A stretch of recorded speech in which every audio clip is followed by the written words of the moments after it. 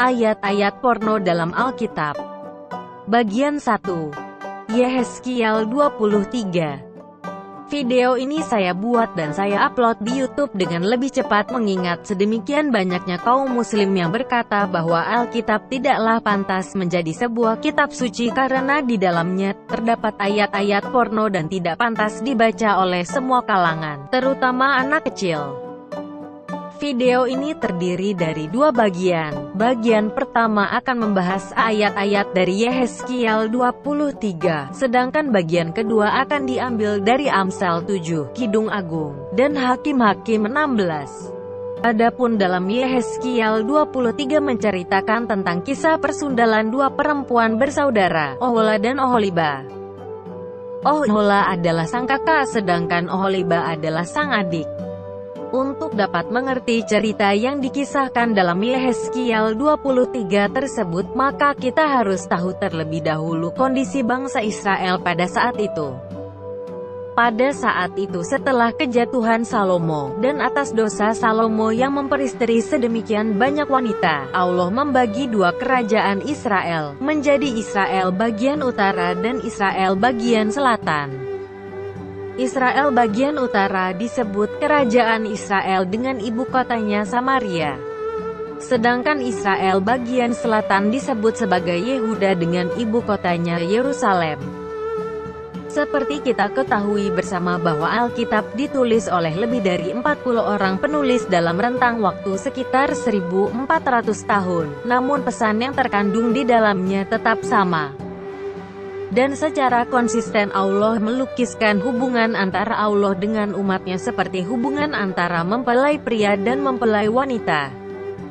Suatu hubungan yang suci, penuh dengan keintiman dan kasih sayang.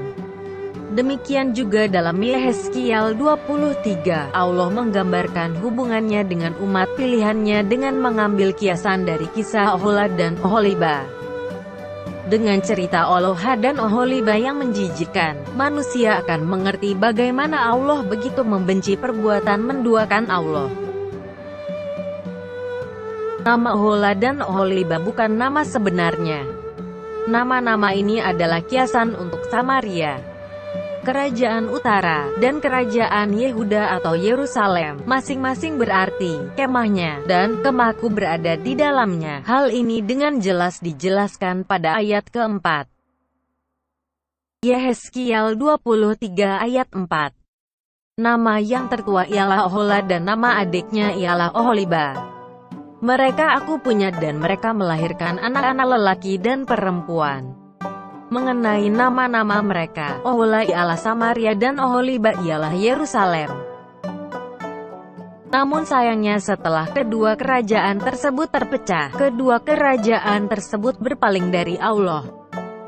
Yehezkiel 23 menyebut Samaria, menggambarkan kerajaan Israel Utara, 10 suku, sebagai pelacur bernama Ohola, kakak perempuan Oholiba, yang menggambarkan Yerusalem, kerajaan Yehuda. Fakta bahwa kerajaan Israel Utara mendirikan pusat ibadatnya sendiri tersirat dari nama Ohola, arti kemah ibadahnya Heronten. Pelacuran rohaninya dimulai di Mesir dan dilanjutkan di Tanah Perjanjian. Pada masa belakangan, tindakannya mencakup menjilat kepada Asyur dan ikut terlibat dalam praktek-praktek penyembahan berhala yang bejat, termasuk mempersembahkan anak sebagai korban yang dilakukan orang Asyur. Karena Ohola tidak setia, Allah menyerahkannya, Kerajaan Utara, ke tangan orang Asyur, kekasihnya. Di Yehezkiel pasal 23, kesetiaan Yerusalem kepada Allah Israel dilukiskan secara lambang oleh si pelacur bernama Oholiba, artinya, kemah ibadahku ada di dalam dia, the tent is in her. Makna nama Oholiba tampaknya secara tidak langsung menunjuk pada fakta bahwa bait Allah atau tempat suci Allah ada di daerahnya, yaitu di Yerusalem. Akan tetapi, bukannya menghargai hal itu dan mencamkan penghukuman yang menimpa Ohola. Samaria, saudara perempuannya yang tidak setia, Oholiba tidak hanya meneruskan haluan perselingkuhan yang dimulai di Mesir, ia malah bertingkah laku lebih buruk daripada saudaranya. Ia mempraktekkan penyembahan berhala dalam skala yang besar dan melibatkan diri secara politik dengan orang Asyur, serta orang Babel.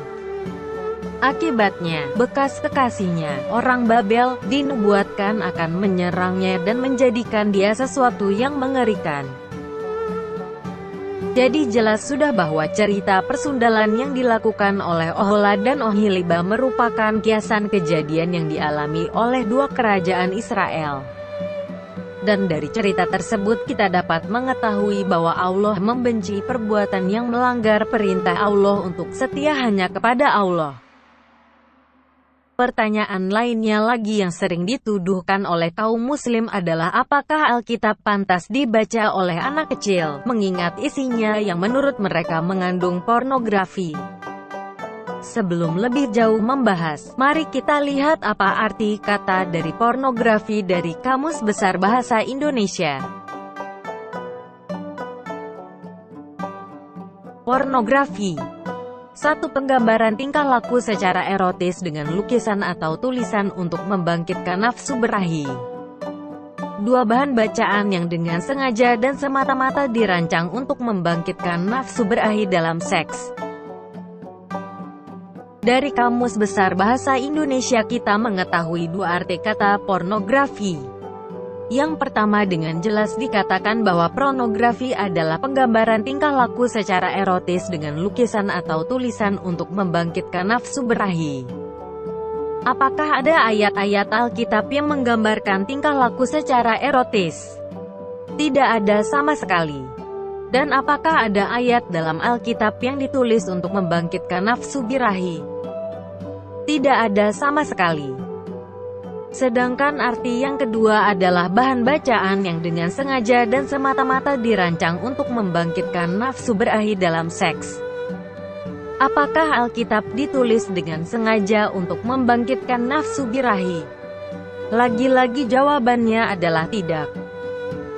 Lalu bagaimana caranya menceritakan atau membacakan kepada anak kecil? Sebagai orang tua yang bertanggung jawab tentunya akan menceritakan dan memilih cerita-cerita Alkitab yang sesuai dengan umurnya. Dan bila memang sang anak bertanya tentang apa artinya persundalan dan sebagainya, maka sebagai orang tua yang bijaksana, akan menjelaskannya dengan baik-baik, misalnya dengan kata pengkhianatan, cinta kasih atau yang sejenisnya, sehingga sang anak akan mengerti bahwa kesetiaan adalah sesuatu yang sangat penting. Hal yang harus diingat juga adalah apa yang dikandung dalam Yehezkiel 23 bukanlah suatu perintah untuk melakukan persundalan. Tidak ada satu ayat pun yang memerintahkan manusia untuk melakukan persundalan. Malahan dengan jelas dikatakan dalam Yehezkiel 23 bahwa persundalan adalah hal yang najis dan mengakibatkan hukuman Allah. Berbeda dengan Quran yang dengan jelas Allah SWT menghalalkan menyetubuhi budak perempuan tanpa nikah ataupun pemerkosaan. Silahkan tonton video yang berjudul Muhammad dan Seks.